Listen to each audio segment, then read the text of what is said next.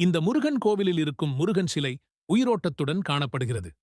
நீங்கள் முருக பக்தர் என்றால் ஓம் சரவணபவா என்று கமெண்ட் செய்துவிட்டு நமது ஆறுபடைவேலன் சேனலை சப்ஸ்கிரைப் செய்து கொள்ளுங்கள்.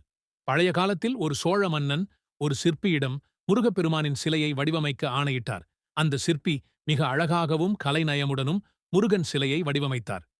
அந்த சிலையை பார்த்த மன்னர் அதிசயித்தார். இதே மாதிரி இன்னொரு சிலையை சிற்பி செய்யக்கூடாது என்பதற்காக அவர் சிற்பியின் கட்டை விரலை வெட்டிவிட்டார். கட்டை விரல் இல்லாத நிலையிலும் சிற்பி தன் கிராமத்துக்கு திரும்பி முருகப்பெருமானை மனமாற வேண்டி மீண்டும் ஒரு சிலையை உருவாக்கினார். இந்த முறையில் அவர் செய்த சிலை இன்னும் உயிரோட்டமாக இருந்தது. அந்த சிலையிலிருந்து தீப்பொறிகள் எழுந்தன. திடீரென அந்த சிலைக்கு உயிர் வந்தது. முருகப்பெருமான் அமர்ந்திருந்த மயில் பறக்கத் தொடங்கியது. அங்கே இருந்த மக்கள் அதிர்ச்சி அடைந்து மயிலை பிடித்து சிற்பியிடம் கொடுத்தார்கள். சிற்பி மயிலின் நகத்தில் சிறிய மாற்றம் செய்தவுடன் மயில் பறப்பது நின்றது. இந்த உயிரோட்டமுள்ள சிலைதான் இப்போது எட்டுக்குடி முருகன் கோவிலில் இருக்கிறது.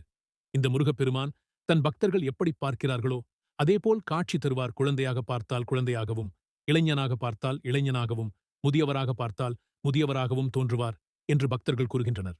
இதுபோன்ற மேலும் பல ஆன்மீக தகவல்களை தெரிந்து கொள்ள நமது ஆறுபடை வேலன் சேனலை சப்ஸ்கிரைப் செய்து கொள்ளவும்.